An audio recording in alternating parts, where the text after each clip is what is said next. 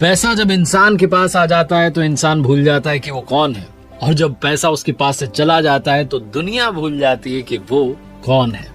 पैसा बड़े कमाल की चीज है, बहुत कुछ होता है लेकिन सब कुछ नहीं होता है।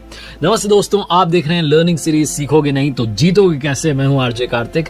पर्सनल फाइनेंस से जुड़ी बहुत सारी किताबों के बारे में आपने सुना होगा, लेकिन आज मैं आपको एक ऐसी बुक के बारे में बता रहा हूं जो आपको साइकोलॉजी ऑफ मनी यानी कि पैसे का जो मनोविज्ञान है उसको बताती है। मॉर्गन हाउसल ने ये बुक लिखी है, और ये बुक जब भी फाइनेंस की बात आती है, पर्सनल फाइनेंस को मैनेज करने की बात आती है, तो मस्ट रीड बुक कही जाती है। बहुत आसान शब्दों में आपको 5 लर्निंग्स इस बुक से बताऊंगा जो कि आपको सारी बुक का सार समझा देंगी। मॉर्गन हाउसल की लिखी हुई किताब द साइकोलॉजी ऑफ मनी, जिसमें धन के मनोविज्ञान के बारे में बहुत डिटेल में बताया गया है।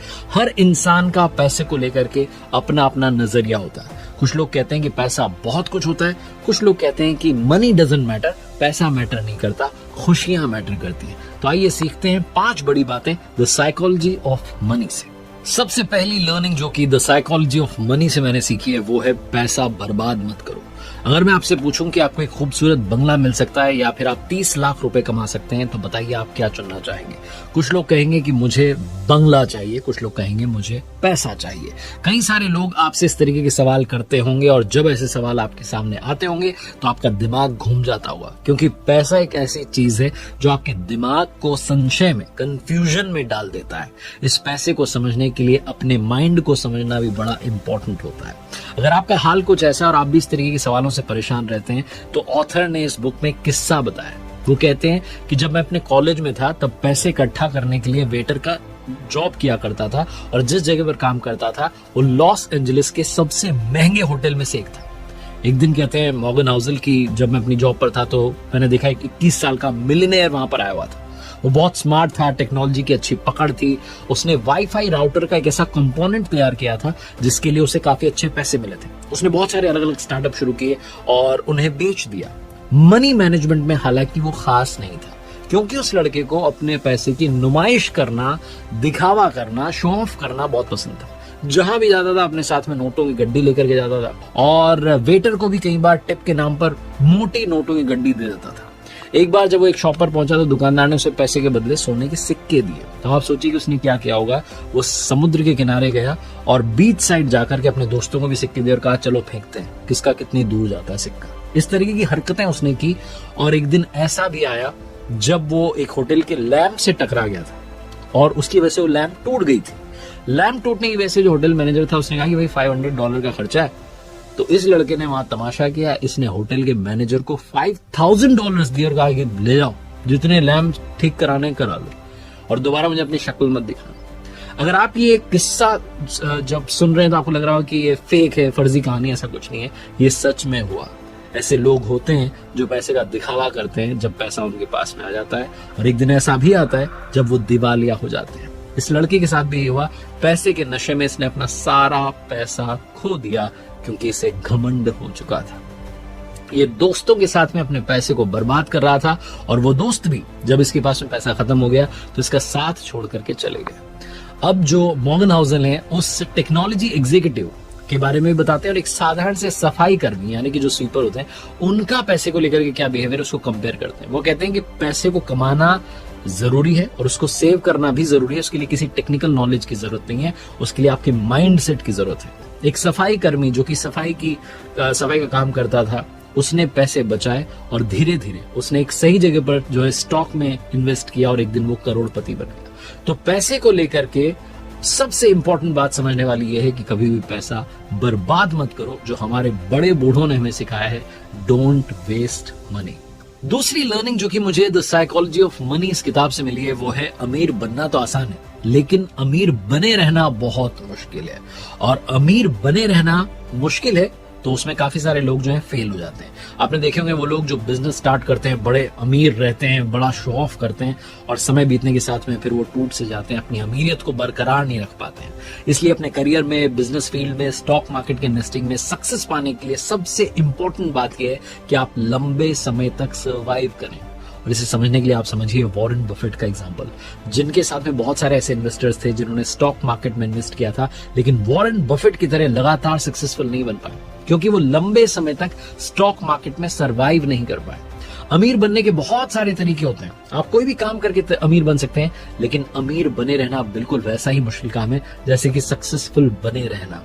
सफलता मिल जाती है, आजकल डिजिटल की दुनिया में वायरल कोई भी कभी भी अचानक कहीं से हो जाता है, लेकिन वायरल होते रहना बहुत मुश्किल काम होता है। इस मुश्किल काम का सीक्रेट ये है कि आपको एक्सेप्ट करना होगा कि दुनिया में कोई भी चीज हमेशा के लिए नहीं रहती। अगर आपके पास में कोई चीज आज है तो उसकी वैल्यू कीजिए और ये समझ के चलिए कि इस दुनिया में नथिंग इज परमानेंट, कुछ भी परमानेंट नहीं है, सब कुछ टेम्पररी है। तो आप बहुत तरीके से सलीके से चलेंगे और आप दुनिया में सक्सेसफुल बने रहेंगे, ये फॉर्मूला आपको मिल जाएगा।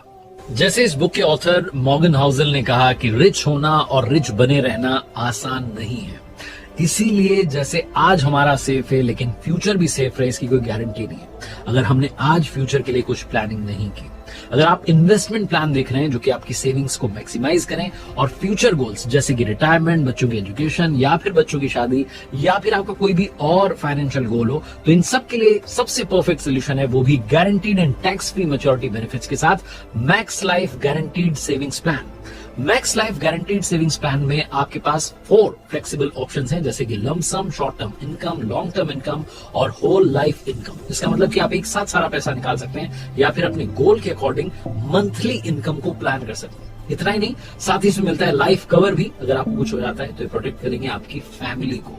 इस प्लान में आपको 12 साल तक हर महीने 16,000 रुपए देने और मैच्योरिटी पर आपको मिलेंगे 1 करोड़ रुपए। Terms and conditions apply. So अब इंतजार किस चीज का है, शुरू कीजिए अपनी फाइनेंशियल फ्रीडम की जर्नी मैक्स लाइफ के साथ। इसका लिंक आपको डिस्क्रिप्शन में मिल जाएगा। तीसरी बड़ी लर्निंग जो कि इस बुक से मिलती है, नो वन इज क्रेजी। दुनिया में कोई भी मूर्ख नहीं है। अगर आपको बहुत सारे लोग ऐसे दिखते हैं जो कि पैसों के साथ में मूर्खता वाला व्यवहार कर रहे हैं, आपको लगता है कि क्या कर रहा है, पैसे उड़ा रहा है, तो मूर्ख नहीं है, बेवकूफ नहीं है। आजकल की जनरेशन कई बार ऐसा लगता है कि शो ऑफ करने में पैसा खर्च कर रही है, गेमिंग के पीछे दौड़ रही है, लॉटरी का टिकट खरीद रही है, तो लोग वही काम कर रहे हैं जो उनका माइंड करना चाह रहा है।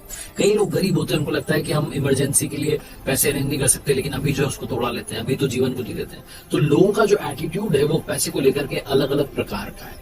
कई सारे लोग ऐसे भी हैं जो कहते हैं कि पैसों की सेविंग करना हमारे लिए पॉसिबल नहीं है, क्योंकि हम जितना कमा रहे हैं उससे ज्यादा खर्च हो जा रहा है, तो इसलिए हम ये सोचते हैं कि जो भी है बस उसको जी लो।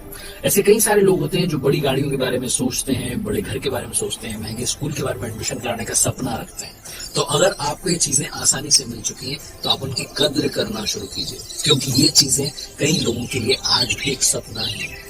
मॉर्गन हाउसल एक कहानी सुनाते हैं और मैसेज देते हैं कि चाहे इंसान गरीब हो, मिडिल क्लास से बिलोंग करता हो, बहुत अमीर हो, वो अपने फाइनेंशियल रिलेटेड जो डिसीजंस होते हैं वो एक्सेल शीट का एनालिसिस करके ले लेता है। वो अपने सिचुएशंस, अपने इमोशंस से अफेक्ट होकर के लेता है। ऐसा हो सकता है कि जो फैसले मैं लूं वो आपको बेवकूफी भरे लगे, यह भी हो सकता है कि आप जो है मुझे लगे कि क्या फैसला आपने लिया।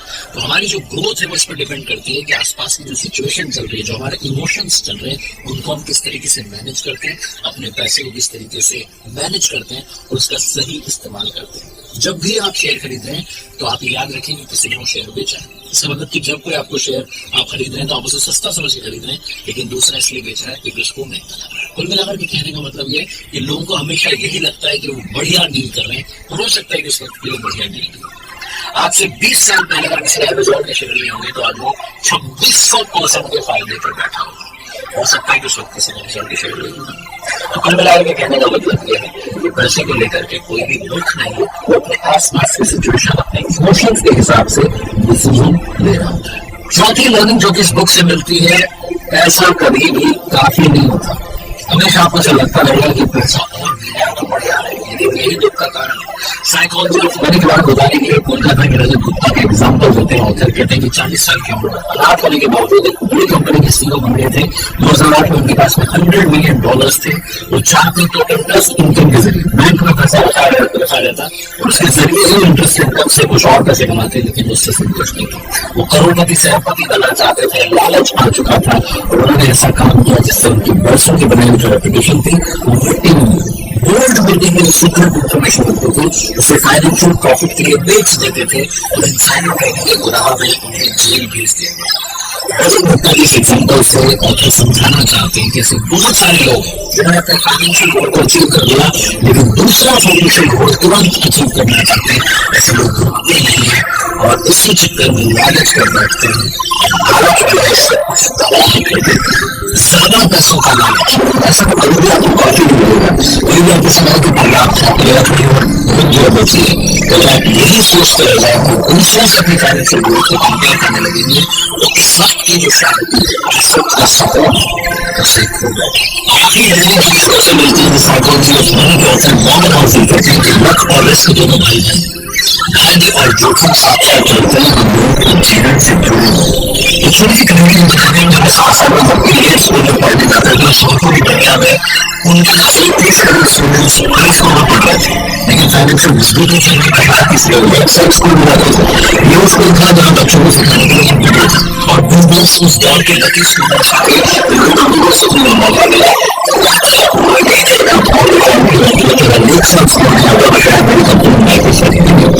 विंडोज की सक्सेस होने के पीछे बहुत सारे फैक्टर थे, उसमें लक भी स्कूल के बुक्स के बारे में बताते हैं कि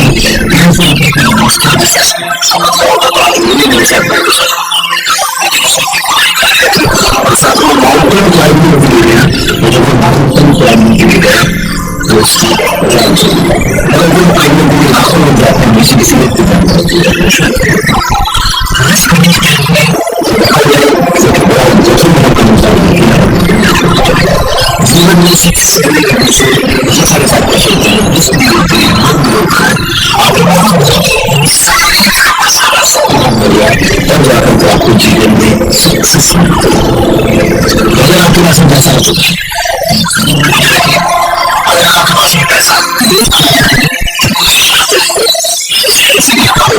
आशीर्वाद के साथ बहुत के साथ हमने परिवार के प्यार के साथ क्या देखा होगा, जैसा कि दुनिया का कुछ है आपके पैसा लेकिन मैं सोचा सुविधा से लिखने को मुझे उतनी कहानी और शुरुआत से बताने मुझे बहुत महसूस है।